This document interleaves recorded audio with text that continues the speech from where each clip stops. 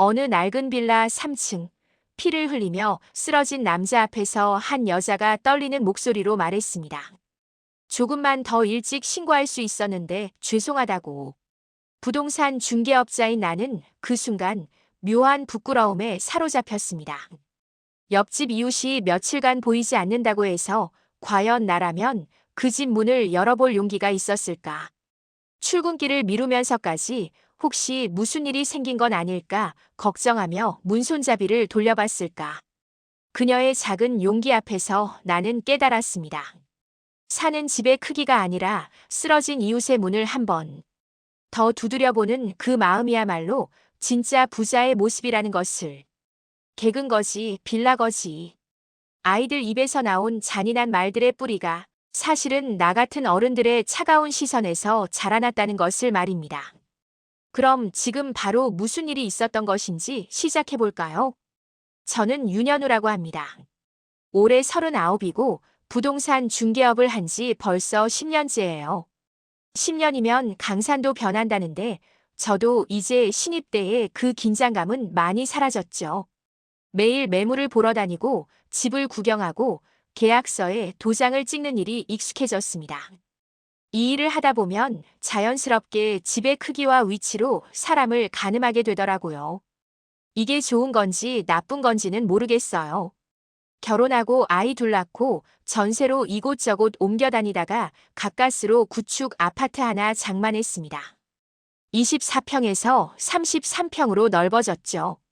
남들이 보기엔 그럭저럭 괜찮은 삶을 사는 것처럼 보일 겁니다. 그런데 이상하게도 마음 한편에는 여전히 뭔가 부족하다는 느낌이 남아있어요. 어릴 때 반지하에서 살던 기억, 빌라 계단을 오르내리던 기억들이 가끔 불쑥 튀어나오거든요. 그날도 평범한 점심시간이었습니다. 오랜만에 친구 장민수를 만났어요. 민수는 몇 년 전에 이혼하고 지금은 초등학교 1학년 아들을 혼자 키우고 있죠. 우리는 동네 칼국수집에 마주 앉았습니다. 야, 현우야. 나 드디어 이사했어. 민수가 먼저 말을 꺼냈어요. 어? 진짜? 어디로? 30평대 아파트. 빌라 생활 이제 끝이야. 민수는 웃으면서도 어딘가 불안해 보였습니다. 대출을 꽤 많이 받았다는 얘기를 하더군요. 차도 중형 세단으로 바꿨다고 했어요. 그래도 애 생각하면 어쩔 수 없잖아. 무슨 소리야?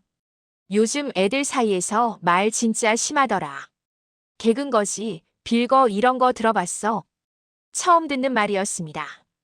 그게 뭔데? 학기 내내 어디 놀러 한 번도 못 가는 애들을 개근 거지라고 부르더라고. 빌라에 사는 애들은 빌거. 그냥 거지 취급하는 거야. 순간 숨이 턱 막혔습니다. 민수는 계속 이야기했어요. 우리 애가 학교에서 그런 말 들으면 어쩌나 싶어서. 그래서 무리해서라도 이사한 거야. 저는 고개를 끄덕이면서도 가슴 한편이 답답해지는 걸 느꼈어요. 요즘 애들이 너무 심하다고 말하긴 했지만 사실 그 말들이 제 어린 시절을 자꾸 건드리는 것 같았거든요. 뭐 애들이 원래 잔인하긴 하지. 그래도 이건 좀 아니잖아. 성실하게 학교 다니는 게 뭐가 잘못이야. 민수의 목소리에는 분노와 불안이 섞여 있었습니다. 저는 그저 국물을 한 숟가락 떠서 입에 넣었어요. 뜨거운 국물이 목구멍을 타고 내려갔지만 왠지 씁쓸한 맛만 남았습니다. 그날 오후 저는 매물 확인차 땡땡동 빌라 단지로 향했습니다. 4층짜리 낡은 건물이었어요. 20년은 좋게 넘어 보이는 외벽, 좁은 계단, 엘리베이터도 없는 구조. 계단을 오르면서 저는 본능적으로 생각했습니다. 아, 이런 매물은 팔기 힘들겠는데. 2층 매물을 확인하고 나오는데 3층 복도에서 웬 여자가 불안한 표정으로 한 집 앞을 서성이고 있었어요. 눈가가 벌겋게 부어 있었고 손을 떨고 있었습니다. 혹시 무슨 일 있으세요? 저는 무심코 물었습니다. 그녀가 화들짝 놀라며 저를 봤어요. 저기 옆집에 사시는 분이 사흘째 안 나오세요. 늘 아침마다 인사하시는데. 그래서요? 혹시 무슨 일이 생긴 건 아닐까 싶어서. 그런데 함부로 문을 열어볼 수도 없고. 저는 그녀의 얼굴을 봤습니다. 진심으로 걱정하는 표정이었어요. 그럼 119에 신고하시는 게, 그것도 괜히 오해 살까봐. 저도 어떻게 해야 할지 모르겠어서. 그 순간 안에서 둔탁한 소리가 들렸습니다. 무언가 넘어지는 소리 같았어요. 그녀의 얼굴이 새하얗게 변했습니다. 저기요. 지금 안에서 소리가. 저는 귀를 기울였어요. 희미하게 신음소리가 들렸습니다. 더 이상 망설일 수 없었어요. 문 열어봐야겠어요. 119 먼저 부르세요. 그녀는 떨리는 손으로 휴대폰을 꺼냈습니다. 저는 문손잡이를 돌려봤어요. 잠겨있지 않았습니다. 문을 열고 들어가자 거실과 부엌 사이의 좁은 공간에 한 남자가 벽에 기댄 채 쓰러져 있었어요. 입과 코 주위에 피가 묻어 있었고 바닥에는 박살난 안경이 굴러다니고 있었습니다. 저기요, 괜찮으세요? 저는 다가가서 그의 어깨를 흔들었습니다. 남자는 신음을 내며 눈을 떴어요. 정신은 있는 것 같았습니다. 움직이지 마세요. 구급차 금방 와요. 뒤에서 그 여자가 떨리는 목소리로 말했습니다. 병호 씨, 저예요. 수진이요. 괜찮으세요? 수진 씨. 남자가 희미하게 대답했습니다. 이름은 정병호. 나중에 알고 보니 선천성 뇌병변 장애에 지체장애를 앓고 있는 40대 중반의 남자였어요. 수진은 같은 층에 사는 이웃이었고요. 곧 구급대원들이 도착했습니다. 그들은 숙련된 손놀림으로 병호를 살폈고 큰 이상은 없다고 했어요. 단지 코피와 넘어지며 생긴 상처, 일시적인 쇼크라고. 병호를 구급차에 싣고 떠나는 걸 보면서 수진이 저에게 말을 걸었습니다. 정말 감사합니다. 선생님이 아니었으면. 아니에요. 당연한 거죠. 그렇게 말하면서도 저는 속으로 묘한 감정이 들었어요. 만약 제가 이 건물에 매물 확인하러 오지 않았다면, 만약 복도를 그냥 지나쳤다면, 수진이 혼자서 망설이다가 결국 문을 열지 못했다면, 죄송해요. 조금만 더 일찍 신고할 수 있었는데. 수진이 고개를 숙이며 말했습니다. 아니에요. 지금처럼 발견한 것만 해도 다행이에요. 저는 그렇게 대답했지만 그녀의 말이 가슴을 찔렀습니다. 조금만 더 일찍. 그녀는 사흘 동안 망설였다고 했어요. 이웃이 보이지 않아 걱정하면서도 혹시 괜한 오해를 살까봐, 신뢰가 될까봐 망설였다고. 저는 박수진이라고 해요. 병호 씨가 늘 아침마다 다리 절면서 인사하시거든요. 그런데 사흘 동안 안 보이니까 혹시 무슨 일이 생긴 건 아닐까 싶었어요. 잘하셨어요. 용기 내신 거. 저는 진심으로 말했습니다. 그런데 그 순간 문득 제 자신에게 물었어요. 나라면 이런 상황에서 옆집 문을 열어볼 수 있었을까? 대답은 나오지 않았습니다. 아니, 정확히는 대답하고 싶지 않았던 것 같아요. 저는 이제 33평 아파트에 살고 엘리베이터를 타고 집에 들어가고 옆집 사람 얼굴도 잘 모르고 삽니다. 누가 며칠 동안 안 보인다고 해서 그 집 문을 두드려 볼까요? 아마 못할 겁니다. 귀찮고 민망하고 괜한 오해를 살까봐 두려워서요. 집으로 돌아오는 길, 저는 차 안에서 계속 그 장면을 떠올렸습니다. 수진의 떨리는 손, 병호의 피 묻은 얼굴, 그리고 그녀가 했던 말. 조금만 더 일찍 신고할 수 있었는데 죄송하다고. 집에 도착했습니다. 현관문을 열고 안으로 들어서자 거실 불이 환하게 켜져 있었어요. 아내가 소파에 앉아 텔레비전을 보고 있었습니다. 일찍 왔네. 응.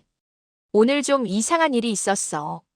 저는 아내에게 오늘 있었던 일을 이야기했습니다. 빌라에서 만난 병호와 수진, 그리고 제가 느낀 그 묘한 감정들을요. 그래도 당신이 있어서 다행이네.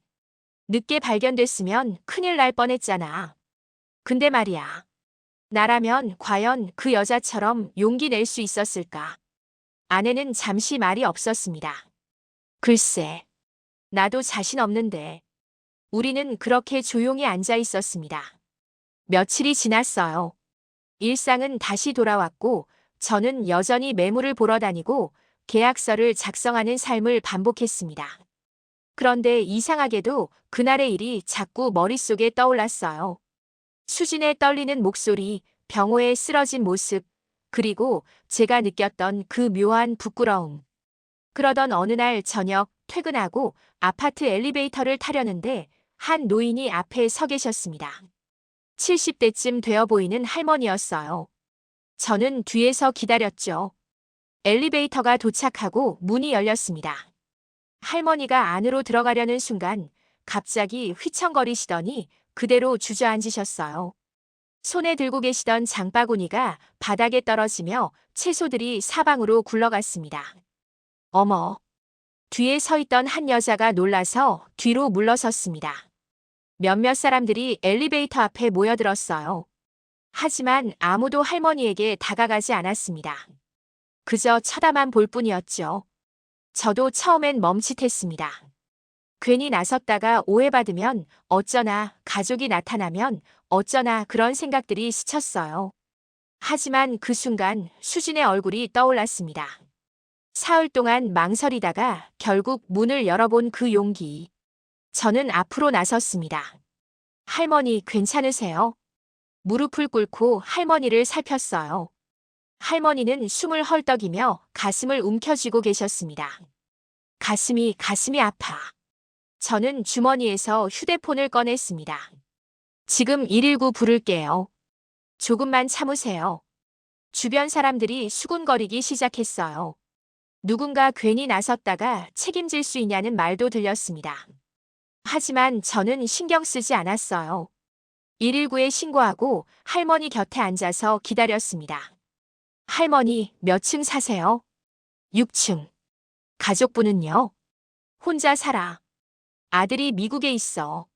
할머니는 힘겹게 대답하셨습니다. 저는 할머니의 손을 잡았어요. 차갑고 떨리는 손이었습니다. 곧 구급대원들이 도착했습니다. 그들은 할머니를 들것에 옮기고 활력 징후를 체크했어요. 협심증 증상으로 보입니다. 병원으로 모셔가겠습니다. 구급대원 중 한 명이 저에게 말했습니다. 보호자세요? 아니요. 같은 아파트 주민이에요. 할머니가 쓰러지셔서. 잘하셨습니다. 조금만 늦었으면 큰일 날 뻔했어요. 구급차가 떠나고 저는 바닥에 떨어진 채소들을 주웠습니다. 장바구니를 챙겨 들고 6층으로 올라갔어요. 복도를 걸으며 호수를 확인했죠. 603호. 문 앞에 장바구니를 놓고 메모지를 꺼내 적었습니다. 할머니 1층 엘리베이터 앞에서 쓰러지셔서 119 불렀습니다. 장바구니는 문 앞에 두겠습니다. 607호 유년 후. 다음 날 저녁 초인종이 울렸습니다. 문을 열자 어제 그 할머니가 서 계셨어요. 한 손에는 반찬통을 들고 계셨습니다. 어제 감사했어요. 아이고 괜찮으세요? 병원에서 괜찮다고 하셨어요. 응. 다행히 큰일은 아니래. 약 먹고 조심하면 된대. 할머니는 반찬통을 제 손에 쥐어주셨습니다. 이거라도 받아줘요. 아무것도 아니지만. 아니에요. 당연한 일한 건데요. 당연한 일이라고. 요즘 세상에 그게 당연한 일이 아니야. 어제 얼마나 많은 사람들이 지나갔는데 아무도 안 도와줬어. 할머니의 눈가에 눈물이 맺혔습니다. 저는 그제야 깨달았어요. 제가 한 일이 얼마나 큰 의미였는지를요. 그날 밤 저는 침대에 누워 생각했습니다. 만약 수진을 만나지 않았다면 저는 어제 할머니를 그냥 지나쳤을 거예요. 다른 사람들처럼 한 발 물러서서 구경만 했겠죠. 하지만 수진이 보여준 그 작은 용기가 저를 바꿨습니다. 며칠 뒤 저는 아이들과 함께 동네 놀이터에 나갔습니다. 아이들이 그네를 타고 미끄럼틀을 타는 동안 저는 벤치에 앉아 있었어요. 그때 큰아이가 달려왔습니다. 아빠, 저기 애가 넘어졌어. 놀이터 한쪽에서 한 아이가 울고 있었습니다. 무릎이 까진 것 같았어요. 주변에 어른들이 몇 명 있었지만 아무도 다가가지 않았습니다. 저는 일어나서 그 아이에게 갔어요. 괜찮아? 어디 다쳤어? 아이는 울음을 그치고 저를 봤습니다. 저는 무릎을 살폈어요. 가벼운 찰과상이었습니다. 엄마는 어디 있어? 저기요. 아이가 가리킨 곳에 한 여자가 휴대폰을 보며 앉아 있었어요. 저는 아이를 데리고 그녀에게 갔습니다. 애가 넘어져서 무릎이 좀 까졌어요. 여자는 화들짝 놀라며 휴대폰을 내려놓았습니다. 아이고, 미안해요. 제가 정신이 없어서. 괜찮아요. 크게 다친 건 아니에요. 저는 웃으며 대답했습니다. 예전에 저라면 그냥 지나쳤을 일이었어요. 남의 아이가 넘어진 걸 보고도 모른 척했을 겁니다. 하지만 이제는 달라졌습니다. 그날 저녁 저는 큰아이를 불러 앉혔습니다. 아빠가 너한테 해줄 말이 있어. 응? 학교에서 개근 거지. 빌거 이런 말하는 애들 있지. 아이는 고개를 끄덕였습니다. 그런 말 절대 쓰면 안 돼. 알겠지? 왜? 사람을 사는 집으로 판단하는 건 나쁜 거야. 어디 사는지가 중요한 게 아니라 어떻게 사는지가 중요한 거야. 무슨 말이야? 쉽게 말하면 작은 집에 살아도 착한 사람이 있고 큰 집에 살아도 나쁜 사람이 있다는 거지. 집의 크기로 사람을 판단하면 안 돼. 아이는 고개를 끄덕였습니다. 얼마나 이해했는지는 모르겠지만 제 진심은 전달된 것 같았어요. 몇 주가 지났습니다. 어느 토요일 오후 저는 매물 확인차 다시 그 빌라를 찾았습니다. 계단을 오르는데 3층 복도에서 수진을 마주쳤어요. 어머, 선생님. 안녕하세요. 그날 이후로 잘 지내셨어요? 네, 덕분에요. 병호 씨도 이제 많이 괜찮아지셨어요. 다행이네요. 우리는 잠시 이야기를 나눴습니다. 수지는 그날 이후로 병호와 가끔 차를 마시며 이야기를 나눈다고 했어요. 혼자 사는 그를 위해 가끔 반찬도 나눠준다고 했습니다. 선생님 덕분에 저도 용기가 생겼어요. 그전에는 이웃이라고 해봤자 인사만 하고 지냈거든요. 근데 이제는 먼저 말도 걸고 그래요. 수진의 얼굴이 밝아 보였습니다. 저는 그녀에게 말했어요. 저도 선생님 덕분에 많이 배웠어요. 제가요? 네. 선생님이 보여주신 용기 덕분에 저도 조금 달라졌어요. 저는 엘리베이터 앞에서 있었던 일을 이야기했습니다. 할머니가 쓰러졌을 때 제가 어떻게 도왔는지를요. 수지는 환하게 웃었습니다. 잘하셨어요. 정말 멋지세요. 선생님이 먼저 보여주신 거예요. 우리는 서로를 바라보며 웃었습니다. 그 순간 저는 깨달았어요. 사람의 마음은 이렇게 전해지는 거구나. 한 사람의 작은 용기가 다른 사람에게 전해지고 그게 또 다른 사람에게 이어지는 거구나. 집으로 돌아오는 길 저는 차 안에서 하늘을 올려다봤습니다. 해가 지고 있었고 주황빛 노을이 아파트 사이로 번지고 있었어요.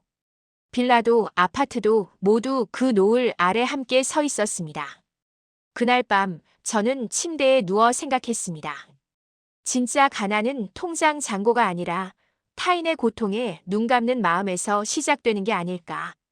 빌라에 살든 아파트에 살든 중요한 건 쓰러진 이웃의 문을 두드려 볼 수 있는 그 용기가 아닐까. 저는 10년 동안 수많은 집을 봤습니다. 평형을 재고 위치를 따지고 가격을 매기는 일이 익숙해졌어요. 그 과정에서 자연스럽게 집의 크기로 사람을 판단하는 버릇이 생겼습니다. 하지만 수진을 만나고 할머니를 도와주면서 깨달았습니다. 제가 잃어버린 건 집을 보는 안목이 아니라 사람을 사람으로 보는 마음이었다는 걸요. 이제 저는 매물을 볼 때도 조금 달라졌습니다. 빌라를 보러 갈 때도 아파트를 보러 갈 때도 그곳에 사는 사람들의 얼굴을 먼저 떠올려요. 계단을 오르내리며 하루하루를 살아가는 사람들, 좁은 복도에서 이웃과 부딪히며 인사를 나누는 사람들. 그들 모두가 각자의 삶을 열심히 살아가고 있다는 것을요. 아이들에게도 말해줍니다. 사람을 집의 크기로 판단하지 말라고. 어디 사는지보다 어떻게 사는지가 더 중요하다고. 개근 거지, 빌거 그런 말을 절대 쓰지 말라고. 부자 동네든 가난한 동네든 꽃은 어디에나 핍니다. 계단의 층수, 엘리베이터의 유무, 평형의 크기, 그런 것들이 사람의 가치를 정하는 건 아니에요. 쓰러진 이웃의 문을 한 번 더 두드려보는 작은 용기, 그게 진짜 부자의 마음이 아닐까 싶습니다. 그날 오후 빌라 3층에서 만난 수진의 떨리는 목소리가 아직도 제 귀에 생생합니다. 조금만 더 일찍 신고할 수 있었는데 죄송하다고 했던 그 말. 사실 감사해야 할 사람은 저였어요.